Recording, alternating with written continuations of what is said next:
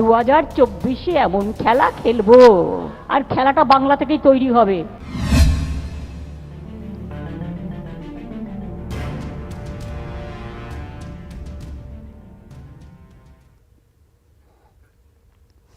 नमस्कार, आप देख रहे हैं अपना बिहार और मैं हूं आपके साथ विभा उपाध्याय। विपक्ष को एकजुट लाने की सीएम नीतीश कुमार की कोशिश रंग लाने लगी है। पश्चिम बंगाल के सीएम ममता बनर्जी ने सीएम नीतीश कुमार का साथ देने का ऐलान कर दिया। उन्होंने कहा कि विपक्षी दलों के साथ वो 2024 में खेला करेंगे और उस खेले की शुरुआत पश्चिम बंगाल की धरती से होगी।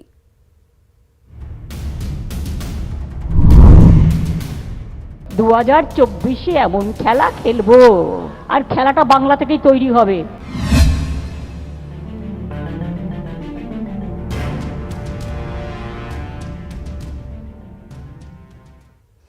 तो विपक्षी दलों को एकजुट करने में जुटे मुख्यमंत्री नीतीश कुमार को पश्चिम बंगाल की मुख्यमंत्री ममता बनर्जी का साथ मिला है। ममता बनर्जी ने कहा कि 2024 में वो नीतीश कुमार और हेमंत सोरेन के साथ मिलकर लोकसभा चुनाव लड़ेंगी।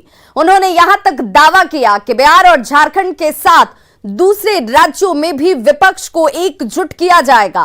ममता बनर्जी ने यह भी दावा किया कि बीजेपी को हराने के लिए सभी दल एक साथ आएंगे। एक तरफ विपक्ष होगा तो दूसरी तरफ बीजेपी होगी और इस जंग में बीजेपी की हार होगी। सुनिए ममता बनर्जी ने क्या कुछ कहा।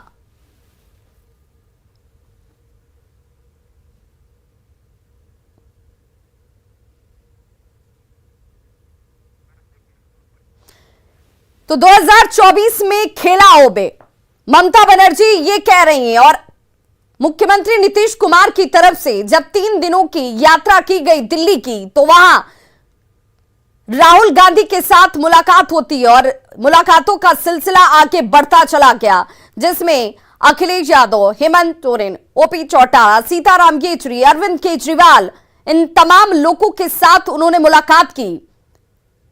तृणमूल कांग्रेस और पश्चिम बंगाल की मुख्यमंत्री ममता बनर्जी के साथ मुलाकात का उनका कार्यक्रम है, लेकिन उससे पहले ही ममता बनर्जी ने यह दावा कर दिया, साथ का ऐलान कर दिया और कहा कि 2024 में हम सब विपक्षी पार्टियां एकजुट होंगी और एक कड़ी चुनौती सामने पेश की जाएगी। শান্তিপূর্ণভাবে পঞ্চায়েত ইলেকশন করব, করে 2024-এ এমন খেলা খেলবো। বিজেপি বাবুরা বুঝতে পারবেন খেলার নাম বাবাজি। ওই খেলাটা হবে আর খেলাটা বাংলা থেকেই তৈরি হবে। এখন তো আমরা একসাথে, ওদিকে নীতিশজি আছে, ওদিকে অখিলেশ আছে, ওদিকে হেমন্ত আছে, ওদিকে আমি আছি, ওদিকে আমাদের বন্ধুরা আছে, সর্বত্র আছি আমরা।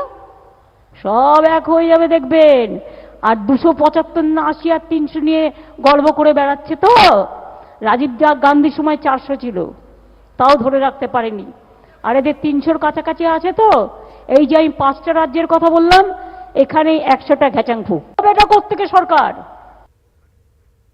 तो नीतीश कुमार को ममता बनर्जी का साथ मिल चुका है। दिल्ली दौरे में सीएम नीतीश कुमार को कई विपक्षी नेताओं का साथ और आश्वासन मिला हुआ है, जिससे नीतीश कुमार इस वक्त गदगद हैं।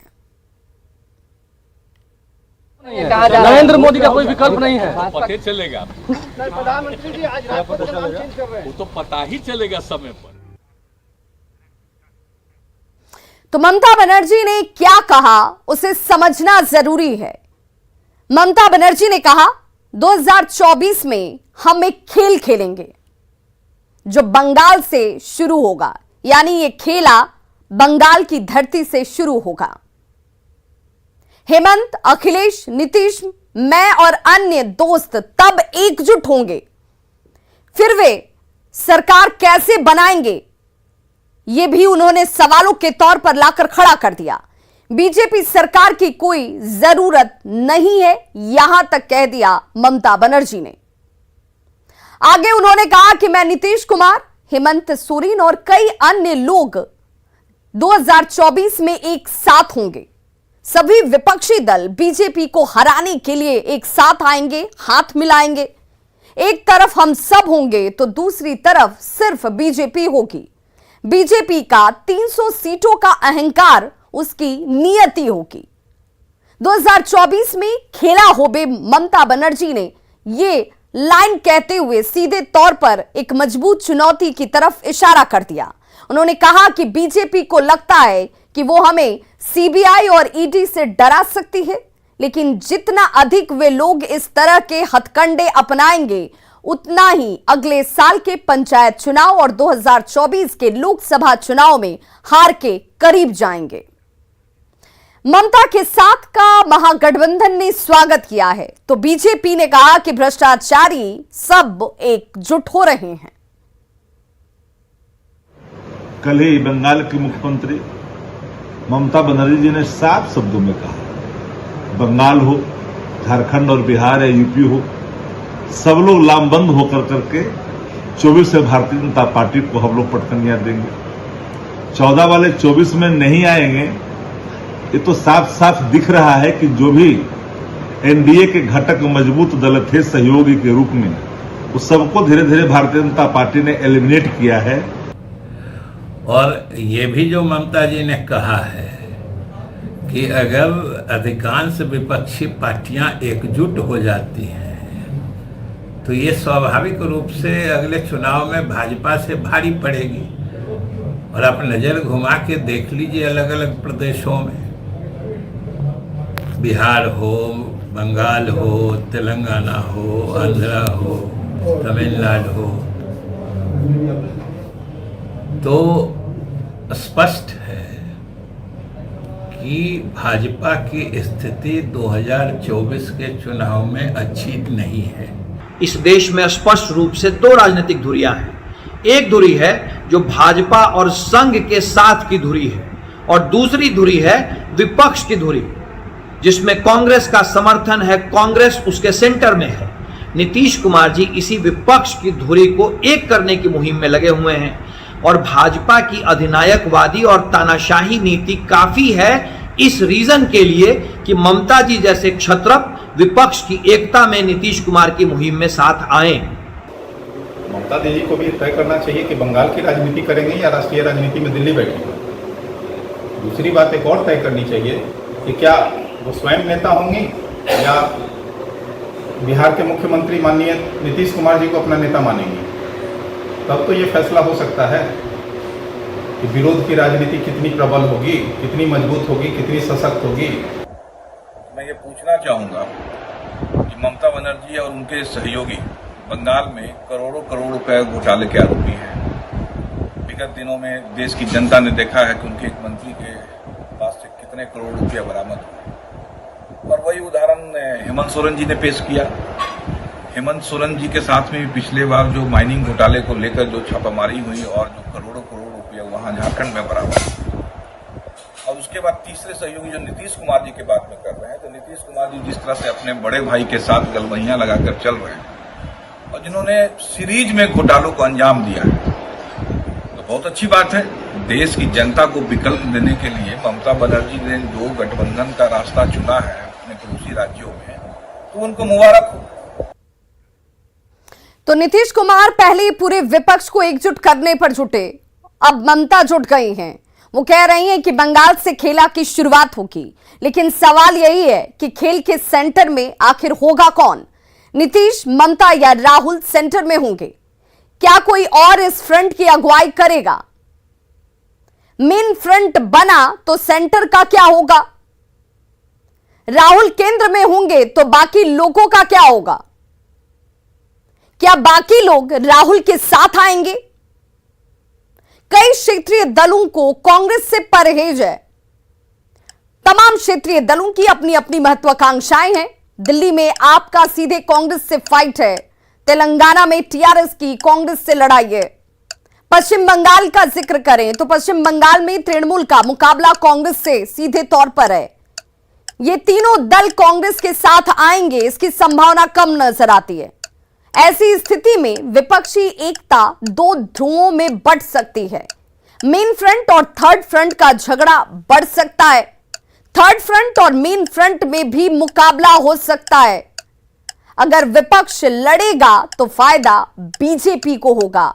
विपक्ष की लड़ाई का यह सीधा फायदा बीजेपी को होगा और अगर ऐसा होता है तो विपक्ष का बंटाधार होना तय है। ऐसे में यह कोशिश पक्षी एकता तो नहीं बन जाएगी, जिसे लेकर आरसीपी सिंह बार बार यह कह रहे हैं कि ये विपक्षी एकता नहीं पक्षी एकता है। बिहार के वित्त मंत्री विजय चौधरी ने केंद्र सरकार पर गंभीर आरोप लगाए हैं। विजय चौधरी का आरोप है कि केंद्र सरकार जानबूझकर वित्तीय संकट पैदा कर रही है। बिहार के वित्त मंत्री ने कहा कि केंद्र सरकार बिहार में वित्तीय संकट पैदा करने की कोशिश कर रही है। बिहार को जान के बदनाम करने की कोशिश होती है।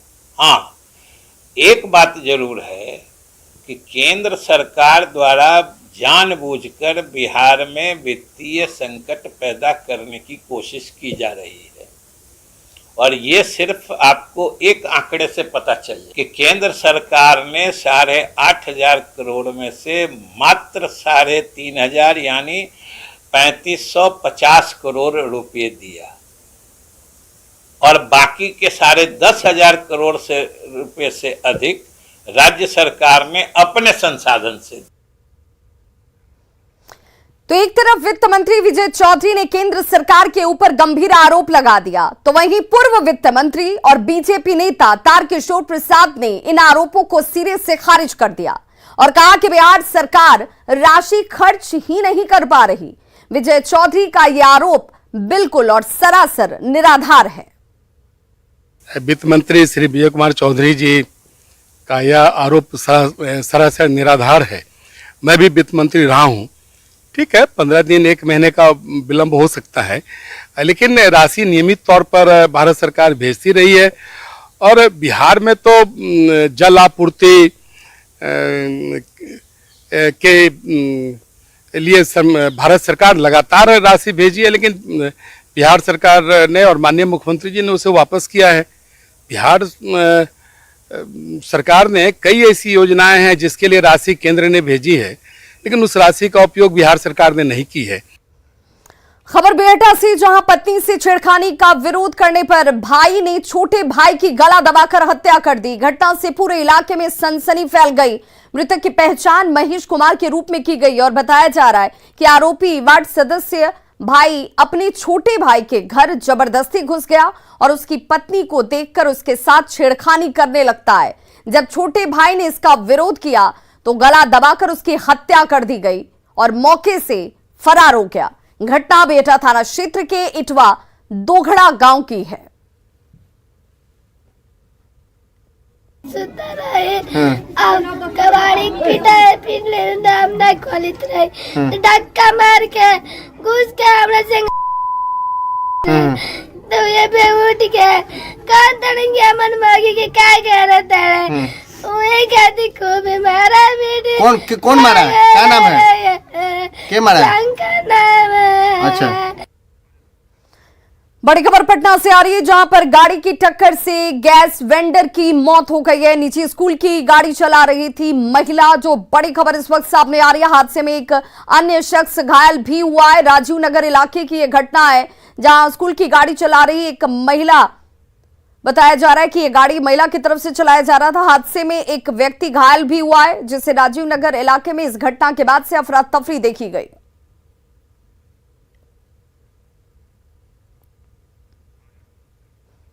बिहार में जंगल राज बनाम जनता का राज पर विपक्ष और पक्ष में जुबानी जंग इस वक्त सबसे ज्यादा तेज है। विपक्ष ने जंगल राज का आरोप लगाया तो सत्ता पक्ष ने सीएम के सुर में सुर मिलाते हुए कहा कि बिहार में जनता का राज है। ये मुख्यमंत्री जी, जंगल राज किसे कहते हैं? सिवान में पुलिसकर्मी की हत्या हो जाती है, वैशाली में अधिकारी को ट्रैक्टर पर से फेंक दिया जाता है और पटना में रात में पुलिसकर्मी को दौड़ा दौड़ा करके पीटा जाता है। आज वह जीवन मौत से संघर्ष कर रहा है पटना के पीएमसीएच अस्पताल में। जंगल राज किसे कहते हैं? सत्ता के लिए, कुर्सी के लिए इतना मत गिरिए।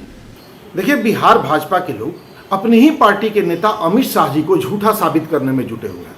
अमित शाह जी का मंत्रालय जो है गृह विभाग, इसने 4 दिन पहले ही जो आंकड़े जारी किए हैं वो आंकड़े बता रहे हैं कि हत्या के मामले में जब से योगी आदित्यनाथ जी उत्तर प्रदेश का मुख्यमंत्री बने हैं उत्तर प्रदेश 1 नंबर पर है। उन्होंने वादा भी किया था कि उत्तर प्रदेश को नंबर 1 राज्य बनाएंगे।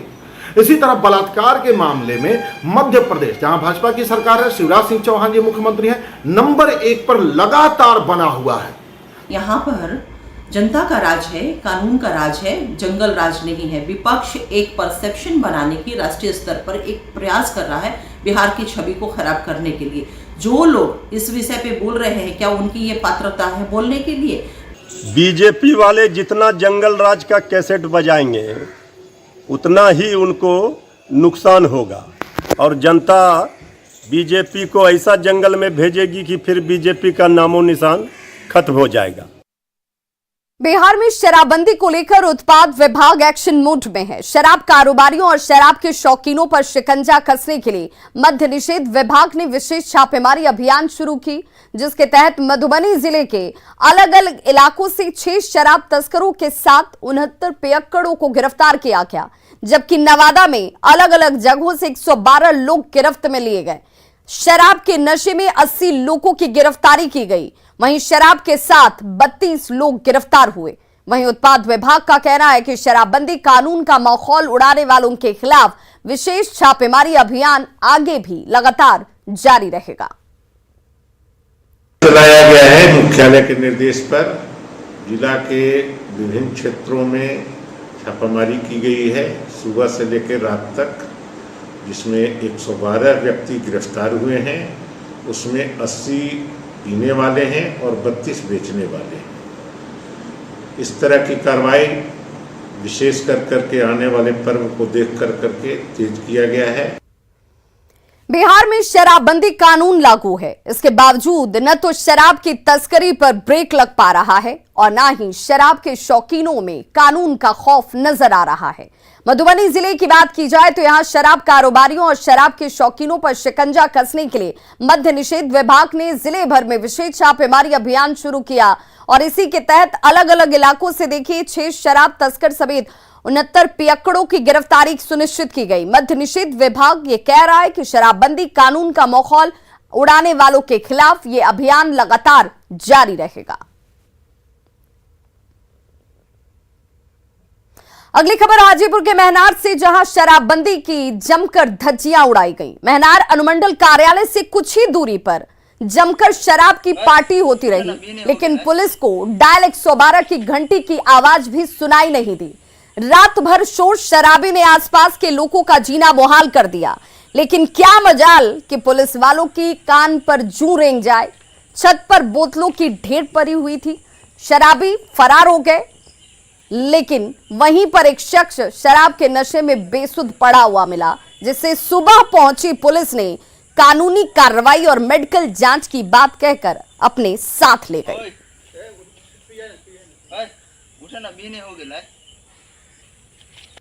रोज दारू शराब चलता है और बगल में अनुमंडल है, लेकिन अनुमंडल के भी आदमी सब कोई अथी नहीं करता है। रोज फायरिंग भी होता है। डर से हम नहीं सब बोलते हैं जे चोर चुहार अथी कुछ है, हमको घर में कोई आदमी नहीं है, छोटा बच्चा है, हम ही हैं। बिहार में बाढ़ का कोई खतरा नहीं है। जल संसाधन मंत्री संजय झा ने कहा कि ज्यादातर नदियों का जलस्तर घटा हुआ है। रहे हैं, जैसे आपको पता है कि डीजल अनुदान दिया गया, आपको पता है कि बहुत सारे एरिया में जो जल संसाधन विभाग के द्वारा सिंचाई होता है हम लोगों ने फ्री किया। कुछ इंजीनियर डर भी जाते थे कहीं टूट जाएगा, तो हम इसलिए पानी का एक फिक्स पैटर्न बना करके रखा हुआ था। वो पूरा रिव्यू करके हमने कहा भाई पानी दीजिए, कोई डरने कहीं टूटता भी उसको रिपेयर करेंगे। इस बार हर एक जगह गंडक हो, कोसी हो, इन सब एरिया में हम लोगों ने पानी पर्याप्त दिया। राजधानी पटना में पुलिस पर हमले की घटना शुक्रवार रात की है, जहां अपराधियों ने पुलिस को दौड़ा कर पीटा। पहले पुलिसकर्मियों के साथ मारपीट की गई और जब पुलिसकर्मी भागने लगे तो उन्हें दौड़ाकर पीटा जाता है, जिसके बाद बड़ी संख्या में लोग पीर बहोर थाने भी पहुंचे और थाने का घेराव कर दिया। हमले में एक पुलिस कांस्टेबल समेत 3 पुलिसकर्मी घायल हो गए। कांस्टेबल की स्थिति गंभीर बताई जा रही है, जिसे इलाज के लिए पीएमसीएच में भर्ती कराया गया है। 4 बंदे बैठे थे, जिसमें से पुलिस को देखते ही भागे लोग, चारों भागे। तो पुलिस टीम ने खदेड़ कर उसमें से 2 बंदे को पकड़ लिया और लेकर थाना की तरफ मूव कर रही थी टीम। इसी बीच डेंटल कॉलेज के सामने जो वहाँ पे कुछ लोगों को इन लोगों ने जमा कर लिया। धीरे धीरे जमा होते हुए लोगों ने पुलिस टीम से इन दोनों को छुड़ा लिया और उसके बाद उसमें जो एक जवान था सुभाष, उसकी पिटाई कर दी, जिसमें वो जख्मी है, अभी इलाजरत है PMCH में। और भी 2 बंदों के साथ जो है मारपीट किया है लोगों ने, हालांकि उसको बहुत हल्की चोट है। लेकिन पुलिस 3 पुलिसकर्मी के साथ मारपीट हुई है। तो खबरों का सिलसिला लगातार जारी है। आप देखते रहिए न्यूज़ 18 बिहार झारखंड। यहाँ खबरों का सिलसिला कभी नहीं थमता।